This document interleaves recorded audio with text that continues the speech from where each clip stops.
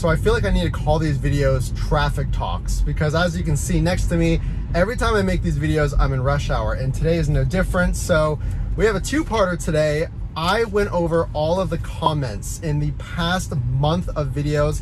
I pulled out the top 5 most frequently asked comments and questions about the Tesla. So if you're considering a new Tesla, you're not quite sure which model to get, you're not really sure if it's worth it, are there regrets buying the Tesla, should you just go for it? We're gonna answer all of those today, the top 5 questions that I've received about the Tesla. Welcome to the channel. My name is Matt. This is Front to Trunk. We go over everything from the front to the back of your brand new or coming soon Tesla and all of the wonderful accessories and software updates in between. Question number 1, is the range enough? So I am driving my Standard Range Plus Model 3. I picked it up about a month ago. So a 100% charge on your Model 3 gives you around 260 miles to use. Now, that's your trip charge if you're going on a road trip.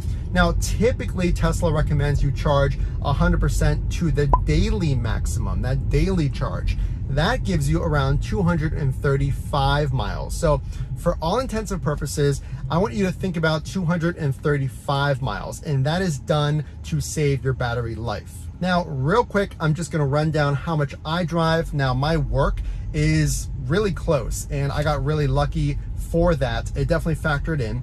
I drive 36 miles total to and from work every single day.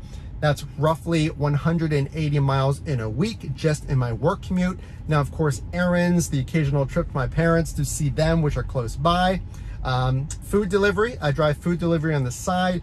That comes to around 300 miles, give or take, in about a 5 or 6 day span, maybe 350 during the week. So I charge every 2.5 days. I like to take my car down to 140 miles, and to get back to my full daily charge, that takes me around 2.5 hours, because I am charging up 85 miles to get back up to that point.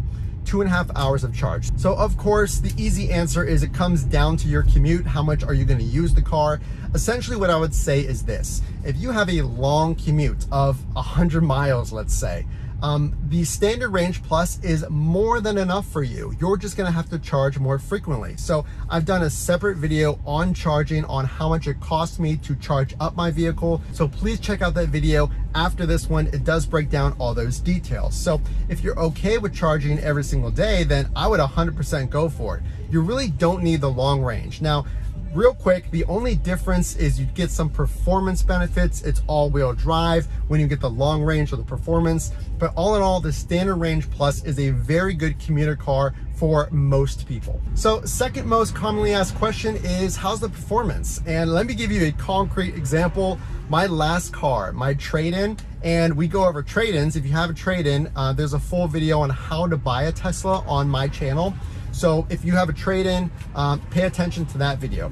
But my old car was a 4-cylinder Jeep Compass, 2016 Jeep Compass. I traded that bad boy in, and I looked it up.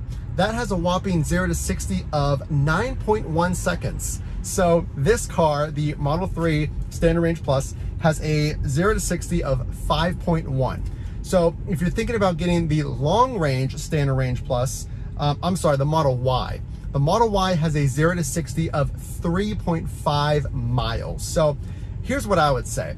The performance over a standard ICE vehicle is like nothing you will ever experience. The acceleration is instant. So if you see a gap in traffic, or maybe I want to merge over to the passing lane and there's a gap of 1 or 2 cars, I can instantly get there and merge it onto the parkway. If you're someone who has to drive on the highway and you're worried about merging, you will never have that hesitation again, where cars may come up on your rear because you don't have enough time to accelerate in an ICE vehicle. Will not be a problem in your Standard Range Plus. So yes, acceleration's amazing, but what about other features? The performance of the Autopilot, which I just used, is absolutely phenomenal. There was somebody merging and I decided to manually take over. Autopilot, like right now, and my eyes are on the road, I'm ready to take over if I have to, like I just did. it really takes a lot of the stress away. So imagine you're ending your workday and you're getting on the highway or what have you, and you just want to relax.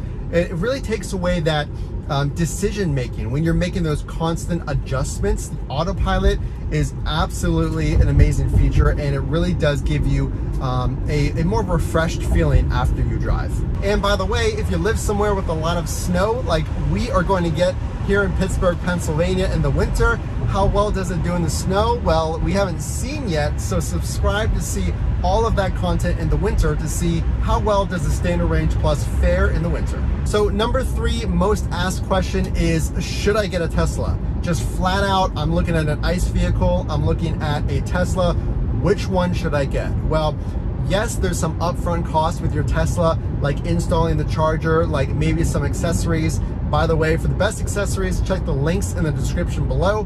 But the peace of mind of waking up with a full charge and 235 miles or 260 miles is unlike anything you will ever experience. It's peace of mind. It's knowing you're driving one of the safest cars on the road. There's also less parts, and I absolutely dreaded paying for car repairs. That's another reason I got the Tesla, 100% that peace of mind. So other reasons you really should think about the Tesla, should you get one, is the Sentry mode, that security piece when you're gone. I don't think any other car has that security feature if you're worried about security, or maybe you just like technology.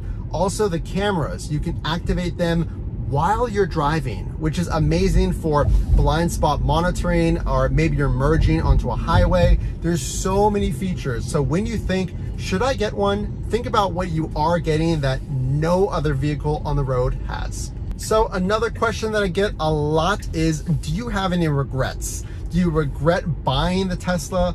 Was it too expensive? Do you just not like it after you drive it? Is it hard to get used to? What about the regenerative braking? Is it too different? Well, really the only regrets I have is not going bigger on my Tesla, not upgrading to the white seats. I've talked about this in other videos.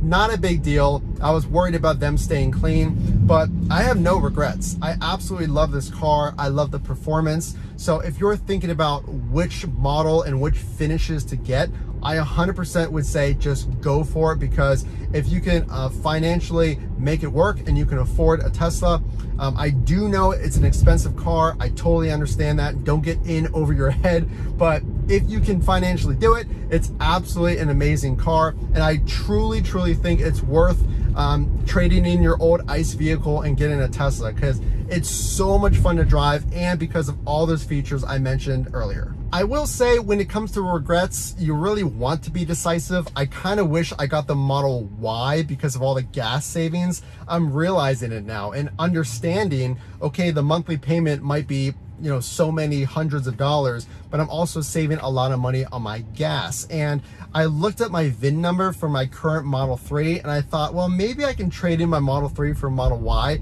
Well, it already depreciated 17%. Now, of course, I could sell it privately because if you look on the Tesla website, a lot of their used vehicles are more expensive than the new ones. But of course, I have to go through that entire process, which I'm not gonna do. I love this car, but just be decisive. That would 100% be my advice when you get your car. So another question that a lot of people ask me is, which model should I get? I'm actually in between the Standard Range Plus, the Long Range Performance, Model Y. Well, just think about this. Think about the function of the car and how you want it to work for you. Now, everybody is different. Everyone has different budgets, different uses for the car. But if you have a family, you might want to bump it up if you can to the Model Y. If you love driving fast, then you might want to get the Performance. Or, like I said earlier, if you have a really long commute, you might want to get the Long Range. Of course, it's up to you. That being said, I do want to remind you that there is the talk of the tax rebate coming back. Now, at this time, I do believe it's only for cars under $40,000. So that would only be the Standard Range Plus, which is what I have. So if you do get the Model Y and that tax rebate comes back, at least from what I'm hearing, you're going to lose that tax incentive, which is pretty substantial. From what I remember, I think it was $7,500. Now, there's other rebates at the state level, but just keep that in mind whenever you're making a decision. That tax rebate should be available, but I would not base my entire decision around that. So those are some of the most commonly asked questions of my Tesla. I want to know your questions. Put them in the comment section below. Of course, if you like this video, make sure to drop a like so I know that you did, and subscribe. So many more deep dive videos coming up, and we'll see you in the next one.